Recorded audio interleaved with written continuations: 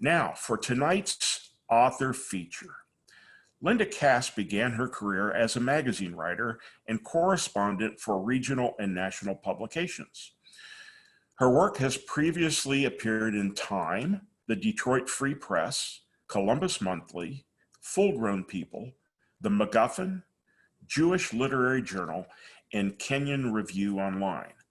She is the author of the historical novel Tassa's Song, and she's the founding owner of the independent bookstore hosting her book launch tonight, Gramercy Books. Linda, it is a thrill for me to get to welcome you tonight and for Gramercy Books to host your book launch of A Ritchie Boy. Thank you, John. I'm thrilled to be here. In conversation with Linda is Dr. Robin Judd. Robin is a distinguished historian at The Ohio State University, an expert in modern European and Jewish history. She is also the U.S. editor of the Journal of Modern Jewish Studies and is vice president of programming for the Association of Jewish Studies. Robin, thank you so much for being with us tonight. Thank you for inviting me. I'm thrilled to be here.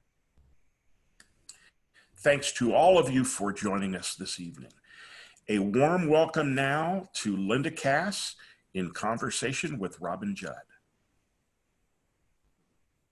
Linda, I loved this novel. It is a wonderful, engaging story about coming to adulthood, about immigration, and about the very complicated definitions of what it means to be a bystander, a victim, and even a perpetrator. I imagine that we could spend hours talking, and we only have 30 or 40 minutes. So I thought we could start with those incredible, remarkable boy men, these Ritchie boys. Could you tell us a little bit about who they were and also how you discovered them? Okay, Robin, it's so great to be with you, and I'm looking forward to this conversation and appreciate everyone who's signing on to listen. The Ritchie boys, just to give kind of a context for everyone, in June of 1942, the United States Army centralized its intelligence operations, and they located it in a remote area in the Blue Ridge Mountains, and it was called Camp Ritchie. It was about 18 miles from Hagerstown, Maryland, maybe 70 miles from Washington, D.C. And it was where, by the end of the war, more than 15,000 servicemen had been trained in pretty much 4 to 6 month intensive courses in interrogation, in order of battle, in map and document analysis, in Morse code, in all the kinds of things that you would imagine military intelligence officer would be trained in. And about a little more than 2,000 of them were Jewish, mostly Jewish refugees from Austria, born in Austria or Germany. All of those who were at Camp Ritchie were fluent in German or any other language that were of the enemy soldiers, so to speak. So these were individuals who understood the thinking and the culture of the enemy, and that's why they were recruited to Camp Ritchie, and their nickname became the Ritchie Boys. So my father was a Ritchie boy, and I knew he trained at Camp Ritchie because I had obviously talked quite a bit to both of my parents about their history. Both of them were born in Europe, different countries. I am a first generation Jewish American.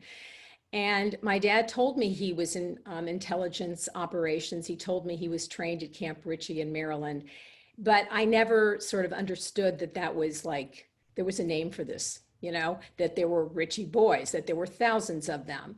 And it wasn't until somewhere around 2014 or 13 that I was sitting in his apartment, and he threw a letter on my lap, and he said, "Look at this." And it was a letter that was addressed, "Dear Ritchie Boy." And I'm looking at him like, what is this, "Dear Ritchie Boy"? And he said, "Well, you knew I trained at Camp Ritchie." And I said, "Yeah, but I didn't know, there was a name for this." So of course the journalist, I'm a former journalist, so the journalist in me went back and started Googling all kinds of things. And I found, the first thing I found actually was a documentary that was produced in 2004, I believe, about the Ritchie Boys. And I watched it with my dad, and that's when I got the kind of contextual understanding of these soldiers who thousands of soldiers who were trained, who came really from many from Europe, and persecuted from Europe, and then went back to the theater of war to fight for this country. So it became the story and stories that I wanted to tell. And they're such inspiring stories. I mean, for me, as somebody who gets to think about the Ritchie Boys from a really different perspective, right? Namely, their role in history and the role of history in the Holocaust. I'm struck by how many Jewish refugee soldiers there were and how liminal they were, right? They were neither one category nor the other. And for me, your book underscored that Eli was something in between the Viennese Jew that he had been born and this American citizen that he becomes. And I think even at one point in the novel, you describe Camp Ritchie as a bridge, right? As that space. Mm-hmm. And I'm wondering whether how you imagined Camp Ritchie's role in the lives of these refugee soldiers. Was it for them what brings them from their childhood homes to what they will become into adulthood? Was it something else? Talk a little bit about that bridge that you describe.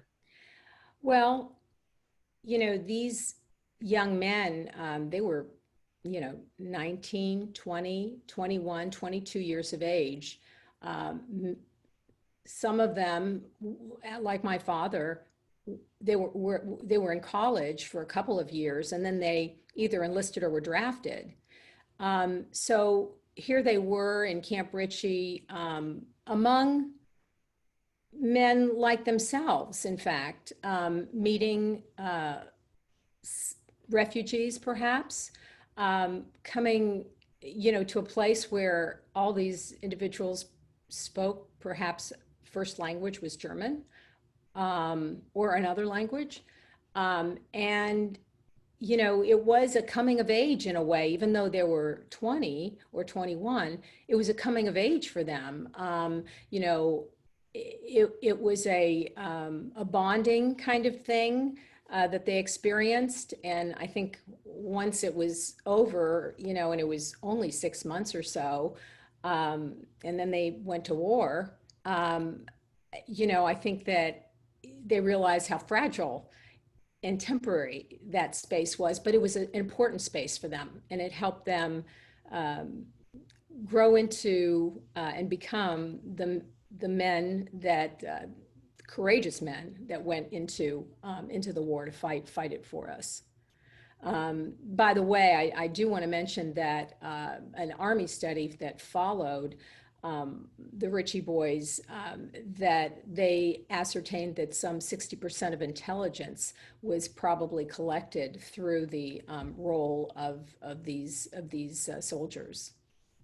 And again, it strikes me as so remarkable, right? That here we have these individuals who have fled one home out of persecution, and now are being asked to use essentially those skills and those traits from childhood in order to return to those homes or to discover the military intelligence that's necessary against that original home. Exactly.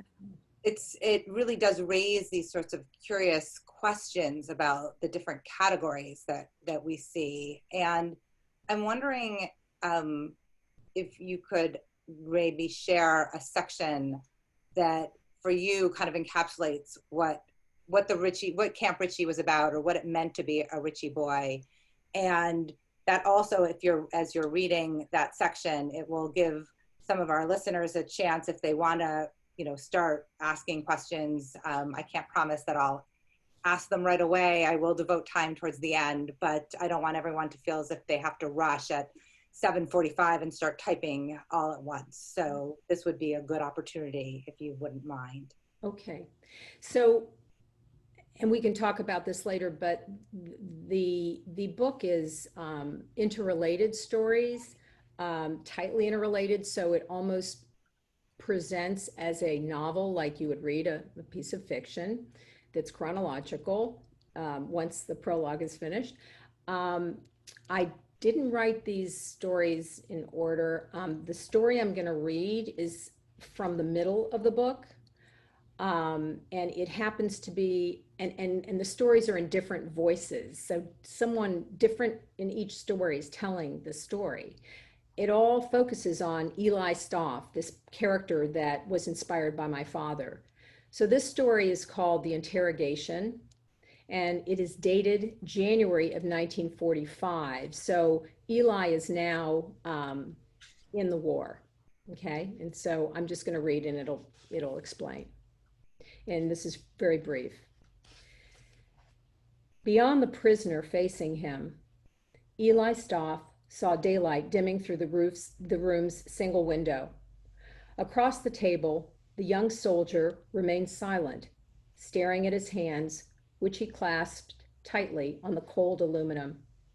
A lighter, a broken cigarette, and a black and red enameled Deutsche Jungfeld membership badge lay to the side. Eli had had the boy empty his pockets before he began his interrogation. Now, several hours in, the January chill seeped through the plaster walls. It was time to get inside Malcolm Schlick's head. Eli lowered his voice and leaned forward. So, you had no choice but to sign on with Hitler's army. You did what you were told. I understand. Eli was trained to understand. He'd arrived in Paris in late December, part of a 6-man military intelligence team. His orders were simple: arrest all Nazis impersonating Allied officers, put them through rudimentary questioning, write up a report. But something about Malcolm Schlick made this case more complex. Eli couldn't put his finger on it. Schlick still wore the olive drab uniform he'd used to blend into the Paris streets, like so many of the beaten down Germans trying to evade capture.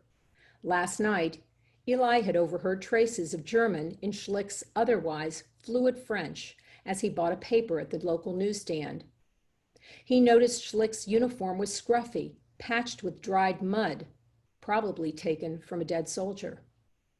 Curfew approached, so Eli had quickly motioned his MI partner, Henry White, to act as backup before he approached the likely imposter. Now the boy, because he was just a boy at 17, sat in a sterile room in an abandoned villa in Le Bisonet, red blotches flaring up on his neck. Eli couldn't help feeling sorry for Schlick, who he now knew hailed from a village near Salzburg, plucked from his family at 15 to face frontline combat. Whether he joined the German troops of his own volition or under duress was yet to be determined. Eli felt a slight tapping of the boy's foot against the wood floor. "Can I get you a cup of tea or coffee?" he asked him. Malcolm looked up, a sudden shiver twitching through his upper body. "Ja, Kaffee, bitte." That familiar Austrian accented German. It matched up with Schlick's Salzburg narrative. Eli regarded the boy more closely. Malcolm was unskilled in mastering his facial expressions, lacking that mask donned by the men Eli had faced over the past weeks, a mask he would get them eventually to drop. Malcolm seemed unpracticed, too, in arranging his body to hide distress. Fear, not anger, shone through the young Austrian's eyes, pressing on his brows, circling his mouth. Vulnerability spoke in the slack of his shoulders. Eli had been trained to notice these signs as he interrogated suspects and prisoners. He worked to make them feel safe so he could learn about Nazi plans or troop movements, anything to better inform Allied forces as they edged toward victory in an insufferable war. Allied forces as they edged, that's how he found himself stationed in a town west of Paris, face to face with a member of the Hitler Youth, just 4 years his junior. Eli sat down the container of coffee. He paused while Malcolm drew the cup to his lips, then pressed on. "When did you learn French?" "My parents sent me to a private school south of Salzburg in Anif." Malcolm kept his head down, his sandy-colored waves falling into his face. "I learned French and English, and we had relatives in France, visited them during summers when I was growing up." Eli's memories of Salzburg was when he'd gone skiing in Tyrol on a class visit with his best friend Toby Wormer in March of '38. When he saw soldiers with Nazi banners and swastikas at the Salzburg stop on the way back to Vienna, he'd grasped his uncertain future. "Did you ski in the winters?" "I did, with my father. He started me when I was 3. Malcolm's mouth relaxed for a moment. "But things changed when I was still a young boy." "Tell me more about how you became a soldier." Eli went along with the boy's story that he hadn't joined the German army of his own free will, and he purposefully didn't label Malcolm a Nazi. He knew to avoid words that might trigger the young soldier to shut down. It was part of a general avoidance of confrontation he'd learned long before his interrogation training, from all the times he'd been spat at, insulted, and bullied in his own neighborhood. "They came to my school in '39. I was 12. After the Anschluss, Hitler Youth membership became compulsory for us. Nazi party reps were always coming to speak." Malcolm's eyes seemed unfocused and distant as he continued. "They talked about how Hitler's youth organization developed future officers, made it seem an honor, a stepping stone. There were gatherings, events, special uniforms. Boys as young as 10 were recruited. Many of my friends were excited to join." "You weren't?" Eli remembered the pressures in Austria bubbling up and penetrating the broad consciousness of his non-Jewish neighbors, the friends of his family or the workers at his father's factory. Propaganda about the superiority of the Aryan race and against the Jews was ubiquitous. He could still see his classmates' eyes widen, taking in those uniforms in the train station on the way back from Tyrol. He understood the pull on an impressionable boy wanting to belong to something. I love this section for so many reasons. And I'm so glad that you chose to read this section to sort of tap into both the place of the Camp Ritchie, but also the place of the Ritchie boy in the narrative. Because in this section, you kind of pull out some of the characters that are going to become important in the novel or were important earlier, right? Like Eli's best friend growing up, and you look kind of ahead to the man that Eli is going to become. And I think that in some ways, to me, that's what's so amazing about this novel, is that you do tell this kind of chronological story using multiple different voices, all about what it means to kind of come to adulthood, what does it mean to be an engaged person. And I know that the prologue is kind of slightly unusual or outside of the rest of the novel, and I don't want to overplay it, although it should be, because it's such a great prologue. But there's a moment in that prologue where Matt thinks about himself as a reader, and there's a line, and I can't remember exactly what you write, but it's something about like, well, if you're not engaged, right, what's the purpose? And so many of these characters in this novel are engaged in one way or another. And I'm wondering, if you could choose one of the other characters in this novel, who's engaged. What's the character that comes to mind, and what's the story, and why is that story important in part of this larger chronological story of Eli? I guess the first person that came to my mind was Zelda. Love Zelda. And yeah, and I mean, Zelda is this character, and it's the story, it's called Zelda's Gamble. So she is an immigrant living in the Lower East Side of New York. She immigrated maybe a decade earlier with her husband. He's Italian. They both were educated. He an engineer, she an art curator. And yet he was working in a bar at an Italian restaurant, and she's a chambermaid at the Waldorf. And she gets this letter from this old friend who turns out is Eli's mother, saying, we desperately need your help. We need to get out of Vienna. It was 1938, and it was right after the Anschluss happened. So I thought of Zelda because when you asked that question about being engaged, because this letter really sort of gave her purpose suddenly, because she was this, in a way, saw herself as this powerless chambermaid working, in a hotel, barely making ends meet. And suddenly she needs to save this woman, her husband, and her 15-year-old son, the son being Eli. So she engages, I don't want to probably tell too much more of that story so that people can read it and find out for themselves for those who haven't. But she gets very engaged in this task, and takes it all the way. And thanks to her. And she does. Yeah. She takes it all the way. You're absolutely right. And in fact, there's a moment where she questions the degree to which she has power, right? Mm-hmm. That she's told that there's power in her actions. And I'm wondering whether, given that you were writing this novel in the moment in which we were living, do you think that these characters that you're writing about had power to make change?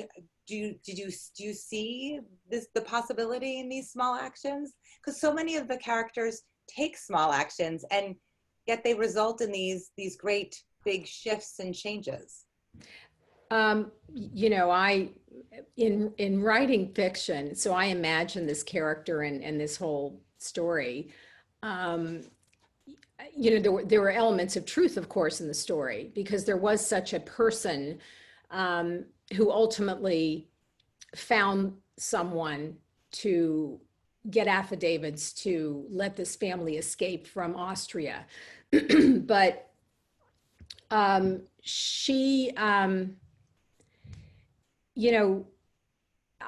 just think that if you could just give me your question just one more time so I can. Yeah, no, you're answering it. I mean, which is to say, I guess this was a moment where she takes a small action, and it has huge results. So, when I'm writing the story, what is true about her, that there was this woman, and I don't know what job she actually had in real life, but in imagining her as this immigrant and as this chambermaid, I am imagining the relationship and the action that happened, and one thing led to another in the writing of it.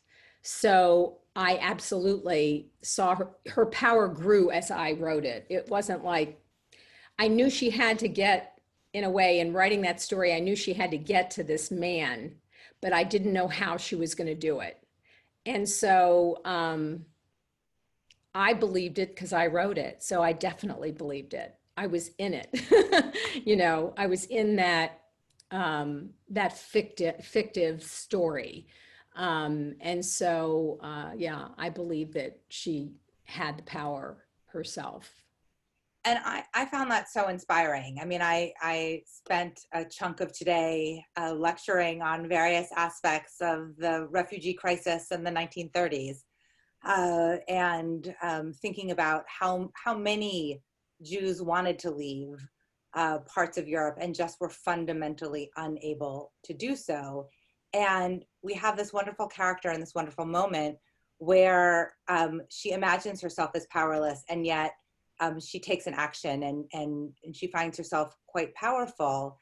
And that your sort of very bright and enthusiastic response about Zelda sort of does make me want to ask the question, and it may be an unfair one to a novelist, but to ask about where the kernels of truth are in the novel. I mean, the novel we know is based on your father's story, who himself was a Ritchie boy. You've revealed to us that Zelda also is based on a character. Where are those kernels of truth, and how did they kind of pop up as you were writing this novel? Okay, it's sort of complicated, and I'll try to make it as simple as I can in the answer. I didn't know I was going to write this novel. What I started to do was actually the first thing I did was write that story, Zelda's Gamble. It was a short story, and so in essence, each of the stories in the book theoretically stand on their own, and in fact, two of them were published prior to the publication of the novel as freestanding short stories by different literary journals. So when I started, I just had an idea for this one story because my dad had told me about what was probably pivotal in his life, was that there was this man who sent them affidavits. And to get to immigrate to this country back then, there were quotas, first of all, and it was quite there was a very defined process that involved a lot of documents and timing and whatnot. But it foremost included a sponsor, someone who would send affidavits, and by sponsoring that person or several people, it meant that they took responsibilities if you became a burden to the state. So this was someone who sent my father and his parents affidavits in the end, truthfully sent him affidavits, and they were able to escape. He saved their lives, and he never knew them. And so my dad he talked about this. He didn't talk about a lot in his history. He really never shared unless asked, at least with me. And, this was something that he did talk about. And he said that because of this man, because of this that had happened, it taught him to always give back, because someone gave to him his life and, took responsibility. And it was through that man's generosity and altruism that he is alive and I'm here, And so, that was the biggest story in my mind. So I started with this, just writing a short story. And I wrote that, and somehow in writing that story, something else triggered in me. And I ended up writing the story I read from, because this was Eli then, and Eli as who he became. And I knew my dad had been in intelligence. So I wanted to sort of write a story about in an interrogation. And I knew he was stationed outside of Paris. That's true. But I didn't know that he had an interrogation like this. I didn't know, what the place looked like. I didn't know anything. I just knew that one little seed. And so I took the seed and then I invented. So that's kind of historical fiction, is that way. You take facts certainly the concrete facts of the history, and then you invent, you create, and you tell a story that is believable because you've created the authenticity around it. Can we talk So, a little bit about that authenticity, if that's okay? mhm. Because again, there's just so much that's striking in the novel, but one of the things that is striking is, as a friend of mine who's a historian often says, it didn't annoy me as a historian, right? Like, you do a good job of your research. You offer the landscape and the concrete sort of evidence that we need in reading something to be convinced, right? How did you go about doing this research? Where did you look? What were you finding? And were you doing that when you started writing these short stories? So just to back up, the concrete particulars are really the entry point in writing historical fiction, because that is those concrete, what someone reads, what they listen to, the food they eat, what the setting might look like, um, uh, just everything that they would interact with. The radio, what kind of radio is it? Is there in 1938? How are they transporting things? I mean, everything has to be authentic so that that time period and that setting is clear.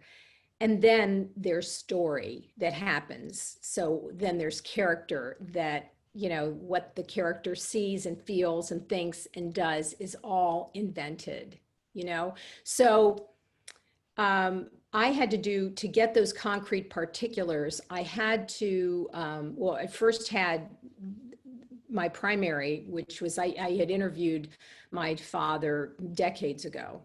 And I had some basic information, certainly about what his background was in being in the Army and at Camp Ritchie, just some basic information. And as I mentioned earlier, I also saw that documentary about the Ritchie Boys. So that was a source of information. I got a number of books that I read, that were about Jewish life at that time, about Jews in war. There was actually a book called G.I. Jews, if you can believe that. I found certain material that I could read and get a sense of. There was a book that focused on these soldiers' stories, and so I would read about those. I did a lot of internet research. I must have gone to at least 100 internet sites. I always triple check when I'm dealing with internet research to make sure that, I've checked it out and it comes in the same way 3 times over. I had multiple ways. I did a bunch of research. My character, like my father, attended Ohio State University, settled in Columbus, Ohio. And I had to understand what Ohio State University was like during early 40s, during wartime. I poured over 2 years worth of Lanterns, which is the, Ohio State University newspaper that still is around today. So I was reading Lanterns from 1942, 43, and into 44. I also, a colleague of yours in the history department who is an expert in European history, was one of my beta readers, one of my early readers, to just take a look and make sure that what my material was, on point in terms of historical authenticity. When you're dealing with a backdrop as big as World War II, you want to make sure you've got everything completely correct. So I made sure of that. And how did you decide? So, you began with the Zelda story, you moved on to the interrogation story, you were conducting all of this research. How did you decide when you were going to start the novel and when you were going to end? And I don't want you to give away the ending. In terms of the chronology, because you offer a chronological story of Eli's life, but told through very different perspectives and in very different places. So how did you kind of make that decision? Well, okay, so I think I said earlier I didn't plan to write a novel. So I started the Zelda story. I wrote the interrogation story. And then I think the third story I wrote was the first real story in the book about the ski trip when he was still in Vienna. Once I had those three stories, I realized that I was right, everything was tied to this character, Eli Stoff, even though they were in different voices. And sometimes Eli was not even in the story, like Zelda's. He was mentioned in it, he was talked about, but he wasn't in it. Or the skiing story where he was in it, but his best friend Toby was telling that story. Or the interrogation, which was in his voice. And when I got to those three, I started saying, okay, I've got a book, and I'm going to start thinking through just different, like, take those seeds that I had that my father told me, and then I created stories around them, and they were not in the order they're in the book at all. You know, and in fact, I was more than halfway through these stories when I decided I was going to maybe try this prologue out, which sort of became a entry into these stories. It was a contemporary moment for this character Eli Stoff, and I put them in chronological order because I then thought about the reader. I think when you're writing, you're not thinking about the reader when you're writing the book. You're thinking about the story.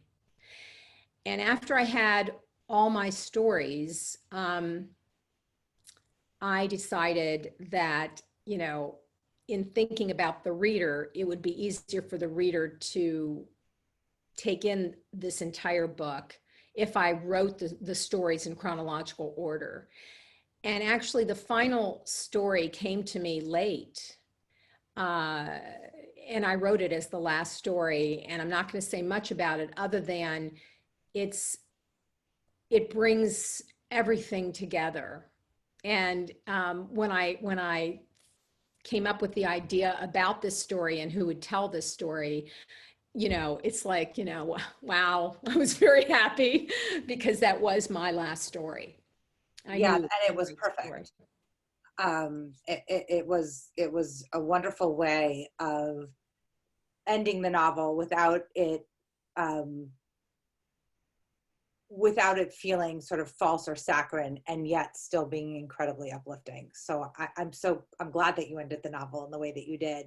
Was there, and I'll have one last of my own questions and then I'll move to the Q&A.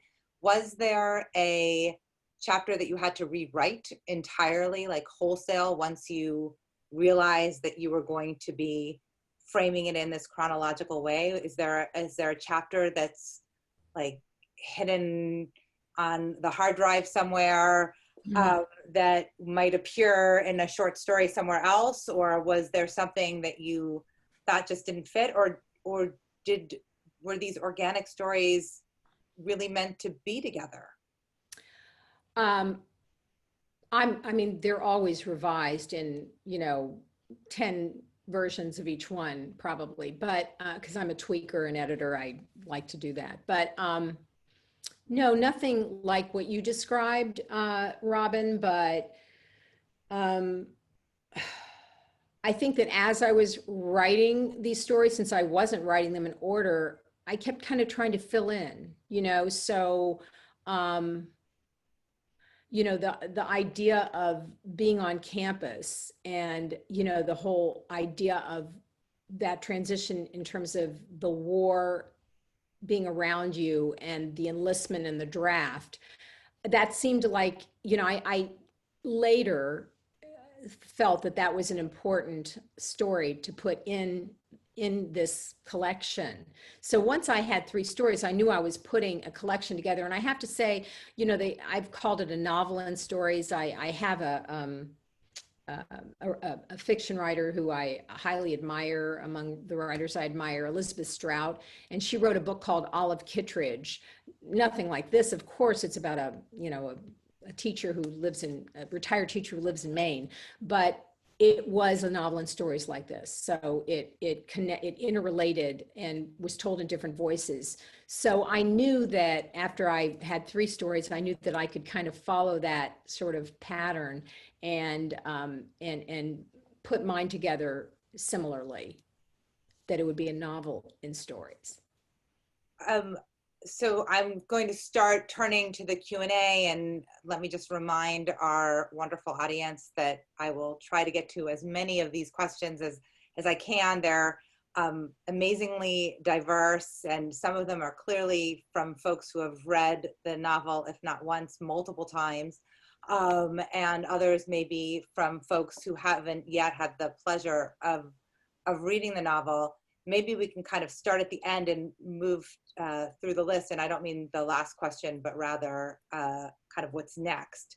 One of the questions explicitly asks, and another one sort of hints at the question of what you're thinking about writing next, and is there a next novel? And then I'll kind of categorize some of the other questions that we have.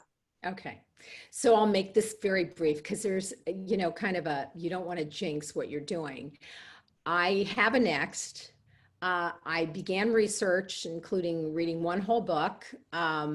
It's historical fiction. I seem to gravitate toward historical fiction. It is about a character, it's not either of my parents. And it is a known character, however, who's no longer alive.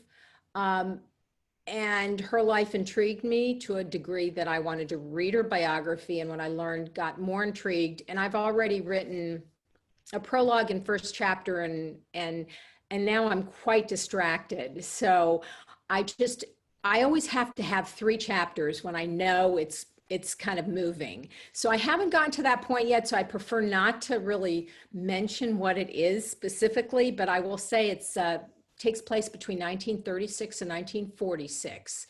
And the point of view character is a female, and it would not be a novel in stories. It would be more like my first novel in that way.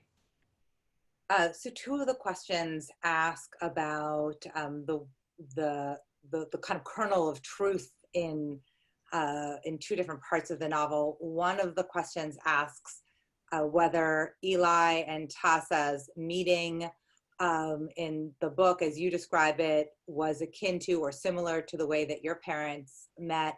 And another one asked about the figure who does grant the papers to the Stoff family, I guess, whom you name in the novel, John Brandeis, whether how close that was to the truth. So I guess those were 2 of the questions about the kind of the kernels in the novel. So I'm going to try to balance, because I can see that, you know, obviously these are questions from people who have read the book. So, you know, for those who haven't read the book, I don't want to spoil it, but I do want to answer the questions. So there is truth to the sort of fix-up that kind of occurs for Tassa and Eli, similar to that occurred for my parents, the fix-up portion, and how Tassa got to Columbus, because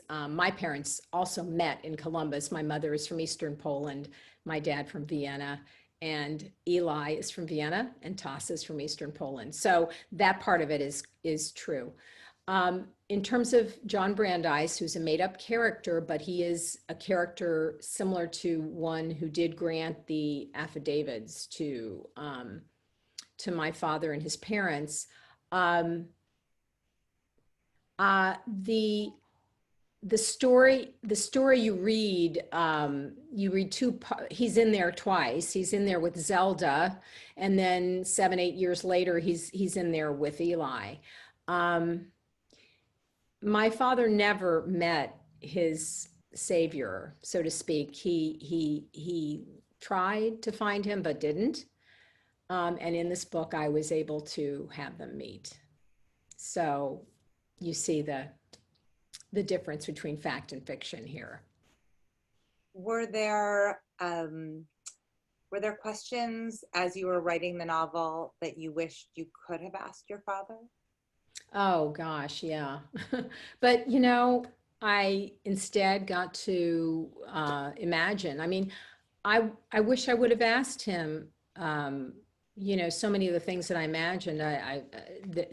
The interrogation of prisoners and what that was like, how he felt in these circumstances, how he felt, um, you know, going back to Europe. I mean, just talking about how he felt about these things. That wasn't um, that wasn't the information I got from my dad. You know, former journalist. I sat down in my late 20s and I interviewed both of my parents on audio tape and typed it up on a Selectric typewriter and stuck everything in a drawer. Um, and it was sort of this young journalist asking certain questions, very fact-based questions. I wasn't asking about how they felt. And so there were those kinds of questions that I wished I would have asked. And in writing the novel, did it give you kind of perspective or insight into your own personal story? Um, so, you know, it put me more in touch with my heritage, with at least some understanding of what each of my parents, from writing both books, had to endure just by doing the actual historic research of what surrounded them. You know, clearly what I made up is what I made up, the relationships, the people they met, some of these, they're invented characters, but the contextual part of their lives, I discovered in the writing, and that's the true part. And it gave me a better understanding of the challenges that come from going from one homeland to another, even though in their case, they were grateful. They were, you know, here they had their freedom. They, you know, they were being persecuted, and they came to a country where they weren't persecuted, you know, and they were able to build a life here, you know, but yet they still did have to assimilate. They were very different. I noticed myself as a young girl, you know, here I had parents with accents, you know, it's kind of, I felt, you know, when you're a child, you always are troubled by any differences, you know, and that was one that was quite obvious. So, you know, I got a really great sense of what it must have been like for them. And as a young person growing up, I never had that, you know, that never went through my mind. So I understand myself better in terms of my heritage, and from where I come.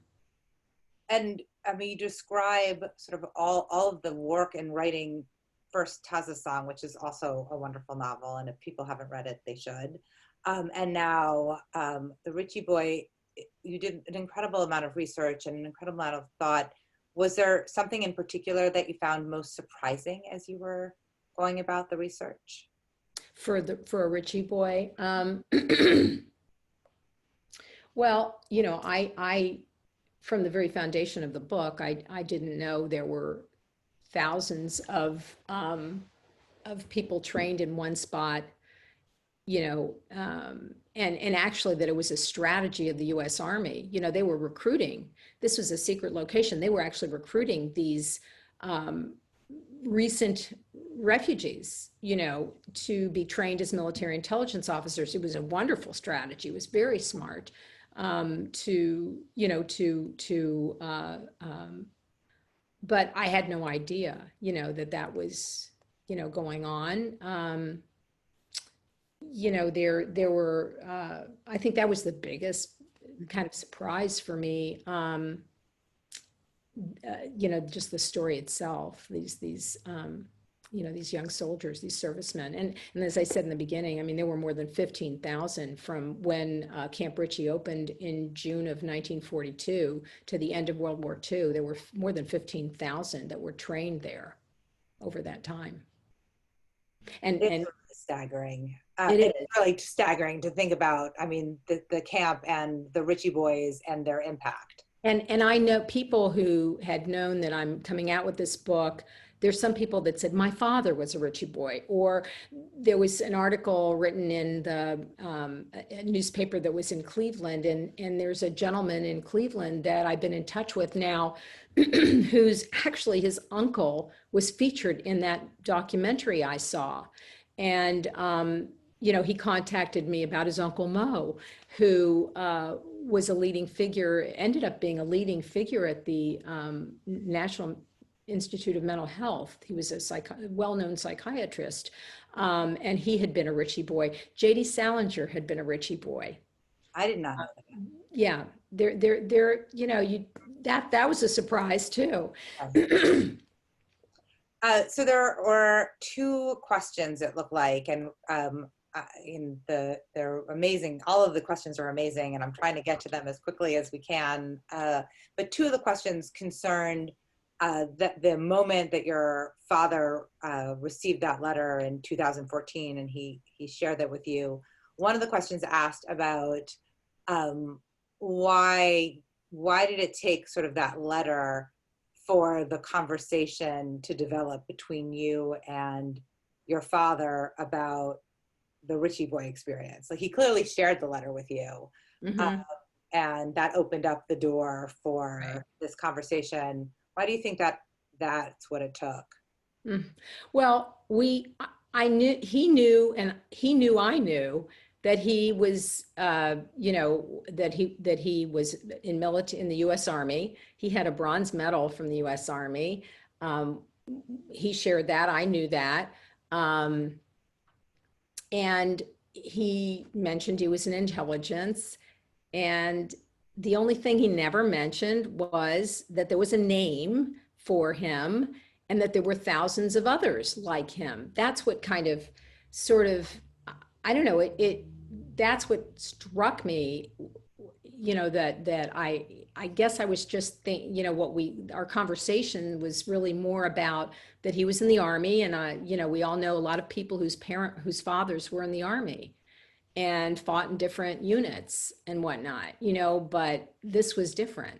And it wasn't until he showed me this letter, and then I actually researched with him of what they were, that it sort of opened it up to me. So I don't know, I guess it was just understanding that he was one of thousands and that it was part of an Army strategy.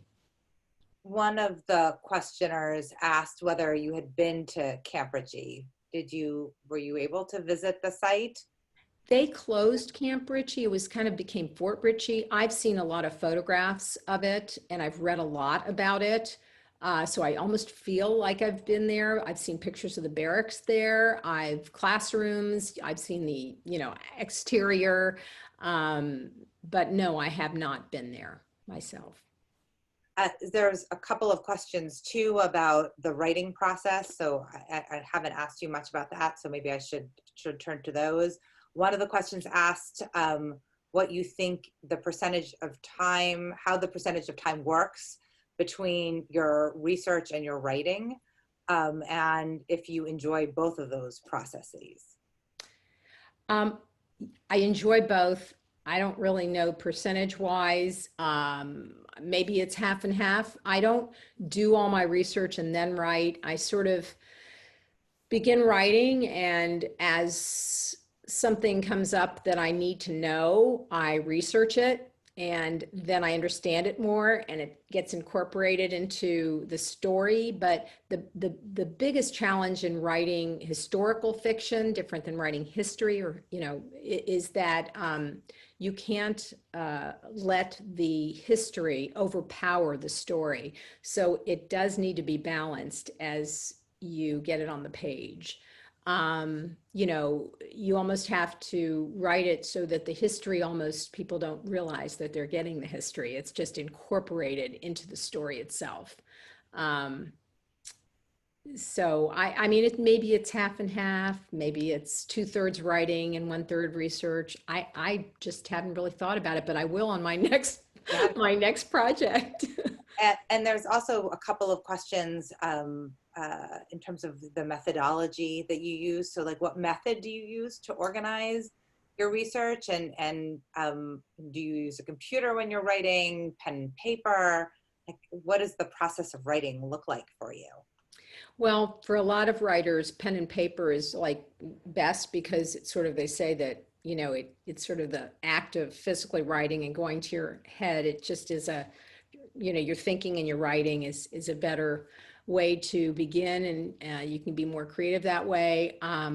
I take notes and write notes. I have a notepad next to my nightstand when in the middle of the night I think of something, but I am a computer person, and I keep a lot of documents. So as I'm writing, you know, a chapter or a story, whatever, you know, and I'm writing a scene, you know, I'm just dealing with kind of those elemental portions of things, and dealing with it as step by step. So it gets overwhelming to think of a book or to think of a whole chapter or whole story. But if you just start with perhaps that scene, you know, and you just kind of work through that, usually one thing leads to another.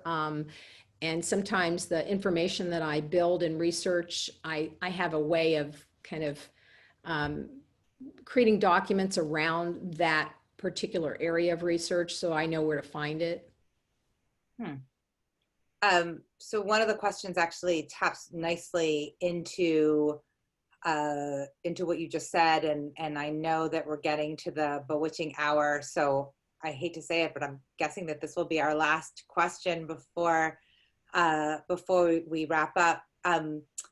So you talked about the scenes that you create, and one of our audience members mentioned that the novel really reads with a cinematic quality. When you're writing, are you seeing as if you're watching a movie? What does it look like for you as you're writing? I'm a real visual person, so often.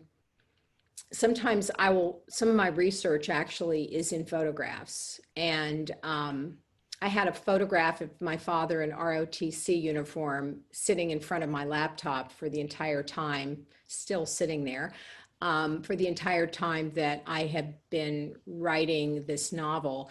But there were other old photographs that I had, and sometimes they would create images for me and enable me to tell a story. So, you know,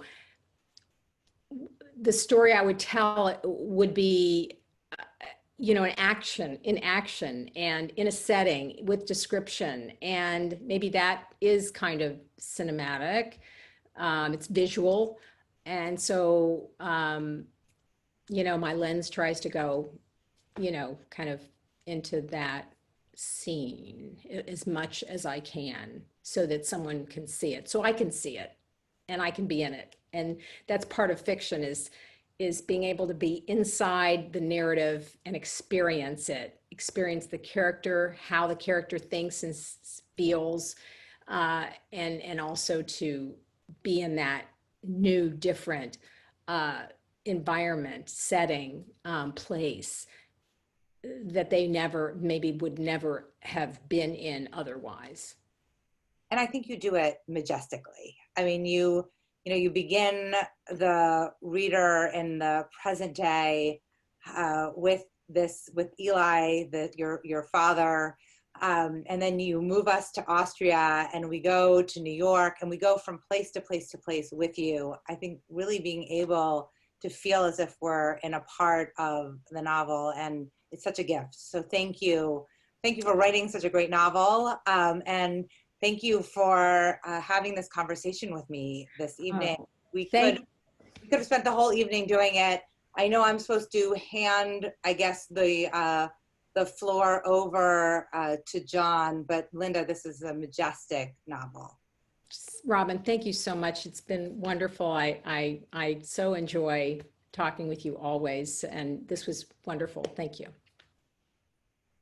John, thank you for your wonderful questions, Robin.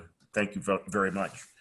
I encourage all of you in the audience to tell your friends about A Ritchie Boy.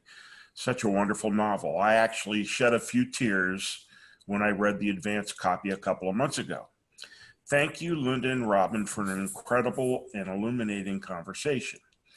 In reading through the chat box and listening to the questions, I can see how engaged this audience has been. Thank you so much for being with us tonight. Thank you. Thank you. It was terrific.